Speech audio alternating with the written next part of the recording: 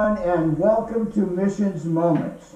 You know, during this stressful time of uncertainty and a national crisis, people are scared, and we see how fear can take away our sense of rationale and common sense sometimes. I mean, do I need to discuss the whole issue of the toilet paper run?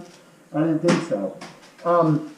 And so, unless I'm working for the CDC, or even if I'm working as in a doctor's office where I would need to wear even a mask like this, this stuff is just blown out of proportion, unnecessary.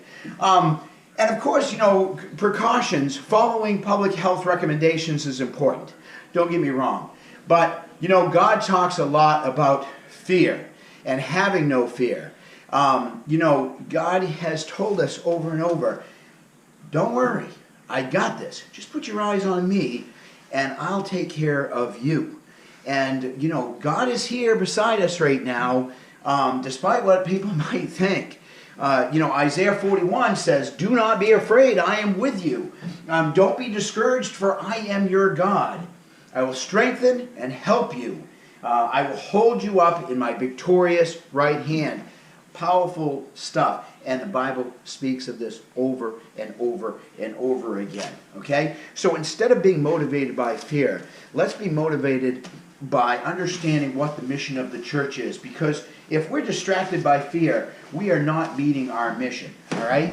And now is the time for us to be the church and to mobilize like we've never done before. This is an incredible opportunity that God has given us to do His will, to serve others, and to think outside the box. And by the way, when you take your mind off yourself by thinking about other people and focusing on the Lord, that fear, that concern, that tension will fade away.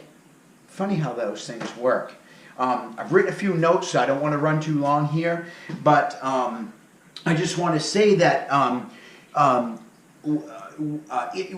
how the church can mobilize, and we can do this in a number of ways. And the first is for us to be responsible and understand the public health standards that we are falling under right now. And, let's be part of the solution, not part of the problem. Let's be smart about what we're doing. Let's be responsible about what we're doing. Whether I'm, if I'm a younger person, then I'm probably not going to get sick, but I sure as heck can carry it, okay? Let's make things better and not make them worse. Let's not be a liability. Plus, we want to be there to serve others. So we have to keep ourselves healthy in our own homes. We have to, do all the things that everyone's talking about, common sense stuff, hand washing and so on and so forth, staying out of large venues and not getting too close to people, especially anyone that's coughing or has a dry cough. All of those common sense things, let's be part of the solution.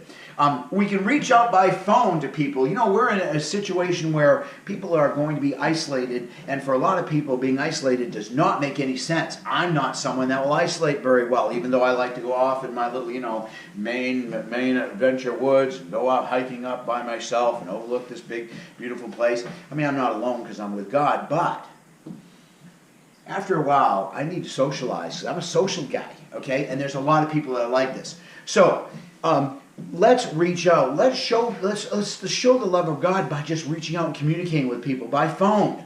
Let's check on that neighbor. Let's check on that aunt or uncle. Let's check on that person that is a shut-in that you know. Let's check on, whoever we haven't spoke to in a while. We can talk through Skype. We can talk through Hangouts. We can talk through Facebook, I guess, if you need to. But however way we do it, let's reach out, let's socialize, let's encourage people, let's pray for people, let's pray with people, and let them know that we love them. We also can act as couriers or delivery service people. I mean, what are the needs of our immediate church members? What are the needs of our immediate neighbors, our family, our community? Can I help people by delivering food, perhaps, and dropping it off at the doorstep of someone who I know is health compromised and needs some items? They shouldn't have to go to the store. Can we help in that way? Okay? There's a number of ways to do that, and we don't even know what they look like yet, but let's be available. Let's have a mindset for that. Again, looking outside of ourselves and allowing God to work through us in caring and showing the love of Christ for others. We can continue to preach and teach and disciple and fellowship as a church. We have to do that. So for our church, we're putting this online. For others, might live stream. Maybe small Bible groups could get together in Google Hangouts and we could chit-chat back and forth, or whatever venue you want to use. There's a number of them out there. They're not all at a fee either, and they work pretty well. So those are things that we can do. We have to show support for the church, and this is important, by the way.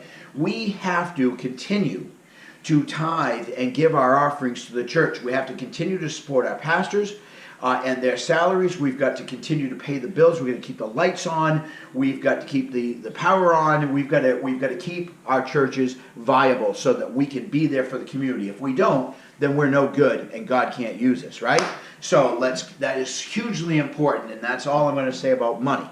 You can tell I'm not a pastor, so I don't shy away from it. So look, today is a National Day of Prayer. Let's get on our knees before the Lord. Let's pray. Let's seek His guidance. Let's seek His comfort. Let's trust Him. Okay? And let's be obedient. Let's reach out and show God that we can be used by Him right now. Okay? And let's allow Him to do that. What a great privilege that will be. And in doing so, we can reach out and show a world who is lost, who is in crisis right now, and needs